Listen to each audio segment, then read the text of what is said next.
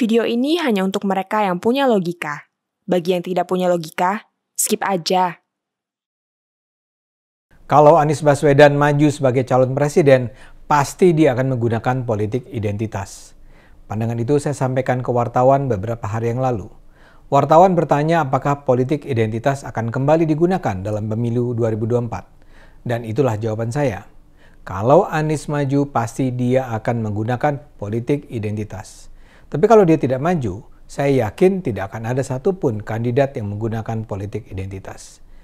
Misalnya saja kalau yang maju adalah Ganjar Pranowo, Prabowo, Airlangga Hartarto, Puan Maharani, atau Megawati. Ini adalah jawaban yang dilandasi akal sehat plus dengan melacak jejak politik di masa lalu. Ganjar misalnya nasionalis tulen, PDIP tulen. Dia tidak mungkin akan memanfaatkan alasan agama, suku, ras untuk mengangkat dirinya atau menjatuhkan lawan. Ini bukan saja karena elektabilitasnya sudah tertinggi, tapi juga karena dia tidak mungkin mendorong masyarakat memilih dengan alasan identitas. Ganjar sebenarnya dikenal sebagai Muslim yang taat, tapi dia tidak akan mengangkat isu itu untuk memenangkan kursi kepresidenan. Prabowo apalagi, walau dia Muslim, dia tidak bisa dikategorikan sebagai Muslim taat. Keluarganya pun multiagama. Pada Pilpres lalu, sebagian kelompok bahkan mempertanyakan apakah Prabowo sholat, atau bahkan mempertanyakan apakah Prabowo bisa sholat. Meme yang terkenal ketika itu adalah yang hanya muncul di hari Jumat dengan pertanyaan, di manakah Prabowo sholat Jumat hari ini? Di tahun 2014 dan 2019, kubu Prabowo memang menggunakan agama untuk menjatuhkan Jokowi. Tapi yang menggunakan itu adalah kelompok-kelompok Islamis garis keras yang membangun frame bahwa Jokowi adalah musuh Islam, pro-Kristen, pro-komunis, anak PKI, dan seterusnya. Mereka tidak pernah menggunakan agama Islam sebagai faktor untuk membangun reputasi Prabowo. Dengan kata lain, mengingat Jokowi sudah tidak maju, kali ini hampir pasti Prabowo tidak akan menggunakan identitas agama. Airlangga Hartarto juga tidak punya rekam jejak membawa-bawa nama agama untuk kepentingan politik. Puan dan Megawati bahkan berada di kubu yang mengharamkan bercampurnya agama dalam politik. Kemungkinan satu-satunya kalau begitu adalah Anies Baswedan. Pernyataan saya itu lantas saja menimbulkan amarah di kubu Anies. Salah satunya Geis Khalifah, orang kepercayaan Anies. Dia menyatakan politik identitas adalah framing yang selalu dibangun untuk menyudutkan Anies.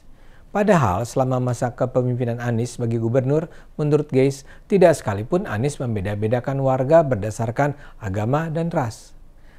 Geis bahkan menyebut saya sebagai pengidap OD alias otak dikit.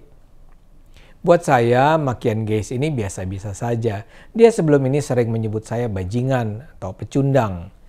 Tapi buat saya pertanyaannya, apakah benar penyebutan politik identitas itu adalah sekedar framing untuk menyudutkan Anies? Saya akan bantah bantahan itu. Anies sendiri sudah berulang kali menunjukkan bahwa buat dia, menggunakan identitas agama sebagai langkah politik untuk menjatuhkan lawan adalah hal yang biasa dan mungkin sekali akan digunakan. Anies menyatakan itu di berbagai kesempatan, termasuk ketika dia diwawancara media Australia ABC beberapa waktu yang lalu. Menurutnya, dalam satu pertarungan politik yang menghadapkan dua kubu yang memiliki identitas berbeda, sangat wajar bila identitas digunakan.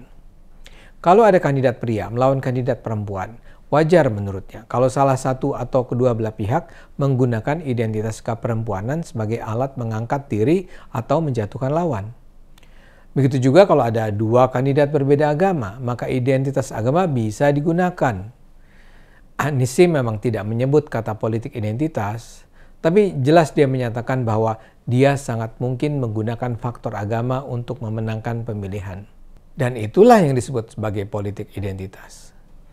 Kubu Anies terus berusaha mengaburkan makna politik identitas. Mereka berulang kali bilang bahwa identitas adalah hal yang alamiah dalam kehidupan manusia. Jadi apa yang salah dengan menonjolkan identitas keislaman seorang calon presiden?